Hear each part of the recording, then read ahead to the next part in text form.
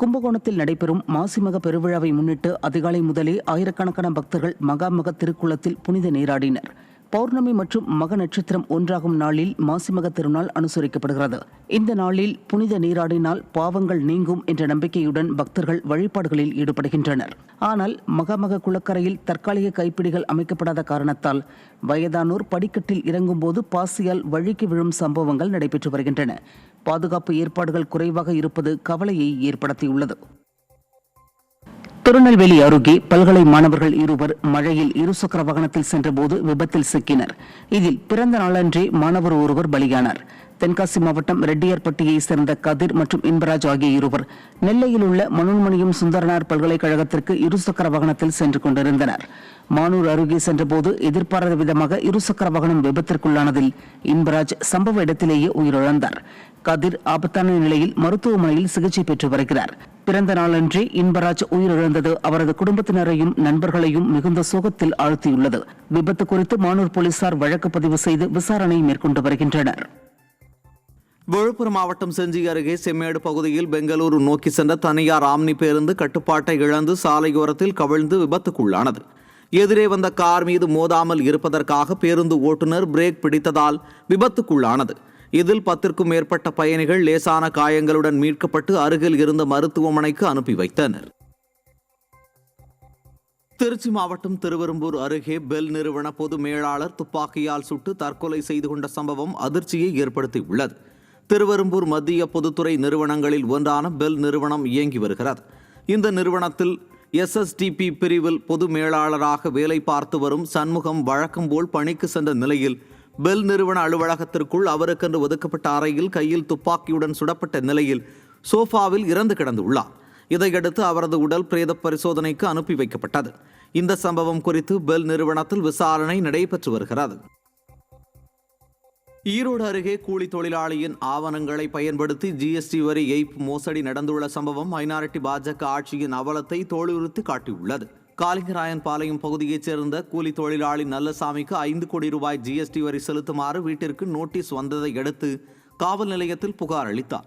அப்போது நல்லசாமியின் ஆதார் அட்டை, PAN card ஆகியவற்றை பயன்படுத்தி போலி நிறுவனம் நடத்தி GST வரி ஏய்ப்பு செய்து மர்ம நபர்கள் மோசடியில் ஈடுபட்டது தெரியவந்தது. GST வருவாய் வெளியிட்டு விளம்பரம் தேடும் மைனாரிட்டி பாஜக அரசு அதில் நடக்கும் மோசடிகளை தடுக்க நடவடிக்கை எடுக்காமல் அலட்சியம் காட்டுவதாக பொதுமக்கள் குற்றம் சாட்டியுள்ளனர். பல கோடி ரூபா கம்பெனி வச்சு நடத்தி இந்த மாதிரி GST கட்டணும் அப்படின்னு சொன்னாங்க. நீங்கள் நேரில் வரங்க அப்படின்னு சொல்லி ஆஃபீஸுக்கு கேட்டேங்க. கேட்டதுக்கப்புறம் அவங்க என்னன்னாங்க, இந்த மாதிரி நீங்கள் எங்கேயாவது கொடுத்தீங்களா, உங்கள் ப்ரூஃப் கொடுத்து நீங்கள் கம்பெனியில் யாருக்கு கொடுத்தீங்கன்னு கேட்டாங்க. நாங்கள் யாருக்கும் கொடுக்கலிங்க மேடம், எங்களுக்கு தெரியாது, நான் ஒரு பேஷண்ட்டு, நான் 2-3 டைம் ஆப்ரேஷன் பண்ணியிருக்கேங்க அப்படின்னு சொல்லி நான் சொன்னேன் அவங்ககிட்ட. அதனால் நான் இதுக்கு எங்களுக்கு நான் கொடுக்கலின்னு சொல்லி அவங்க வணிகத்துறையில் ஒரு லெட்டர் எழுதி நாங்கள் கொடுத்தோங்க, கையெழுத்து போட்டு கொடுத்துருக்குறேங்க. அப்போ இருந்தாலும் எங்களுக்கு ஒரு சேஃப்டிக்காக நாங்கள் SP ஆஃபீஸுக்கு இந்த மாதிரி ஒரு பெட்டிஷன் கொடுத்து எங்களுக்கு இதுக்கு சம்மந்தம் இல்லைன்னு எழுதி கொடுக்குறதுக்காக வந்திருக்கிறேங்க. எவ்வளோ கட்ட வேண்டியது உங்களுக்கு? வாய் வார்த்தையே சொன்னாங்க, 5 கோடி ரூபா கட்டணும் அப்படிங்கிற மாதிரி சொன்னாங்க. அதுதான் தெரியுங்க எனக்கு. தூத்துக்குடி மாவட்டம் ஸ்ரீவைகுண்டம் ஊருக்குள் பேருந்து செல்லாது என்று கூறிய நடத்துனருடன் அப்பகுதி மக்கள் வாக்குவாதத்தில் ஈடுபட்டனர். அப்போது தமாஷுக்கு சொன்னதாக நடத்துனர் கூறியதால் பொதுமக்கள் ஆத்திரமடைந்தனர். ஸ்ரீவைகுண்டம் ஊருக்குள் அனைத்து பேருந்துகளும் வந்து செல்ல வேண்டுமென ஆட்சியர் உத்தரவிட்டும் அரசு பேருந்துகள் அதை மதிக்காமல் நடப்பதாக குற்றச்சாட்டு எழுந்துள்ளது. இந்த நிலையில் ஸ்ரீவைகுண்டம் ஊருக்குள் செல்லாது என விளையாட்டாக கூறியதாக சொன்ன அரசு பேருந்து நடத்துனருடன் மக்கள் கடும் வாக்குவாதத்தில் ஈடுபட்டனர். மாவட்ட ஆட்சியர் உத்தரவை அலட்சியப்படுத்திய நடத்துனர் மீது நடவடிக்கை எடுக்க வேண்டும் என பொதுமக்கள் வலியுறுத்தியுள்ளனர்.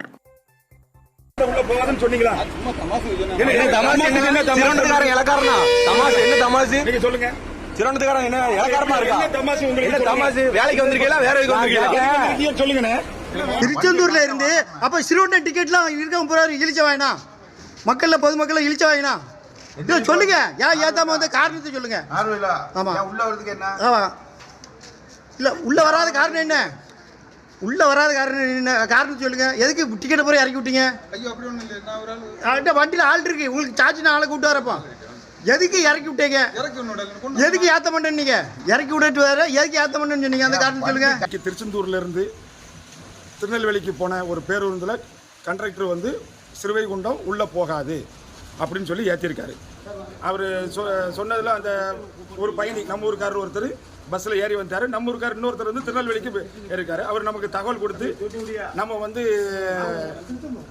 புதுக்குடி போய் நின்று கேட்க போனோம். அதுக்குள்ளே அங்கேருந்து செக் இன்ஸ்பெக்டர் உள்ளே அனுப்பிட்டார் பஸ்ஸை. பஸ் உள்ளே வந்துட்டு உள்ளே வந்தவுடனே அந்த டிரைவர்கிட்ட நம்ம கேட்டோம், கண்ட்ராக்டர்கிட்ட நம்ம கேட்டோம், என்ன சார் நீங்கள் சிறுவண்ட உள்ளே வரமாட்டேன்னு சொன்னீங்களாமே அப்படின்னு சொன்னதுக்கு நான் தமாசுக்கு சொன்னேன் அப்படின்னு சிறுவைகுண்ட மக்களோட உணர்வுகளை புரிஞ்சுக்காம அவங்க வந்து காமெடியாக நினைச்சுக்கிட்டு எல்லாரும் படிக்கிறதுக்கு தான் நினைச்சு சொல்கிறாங்க.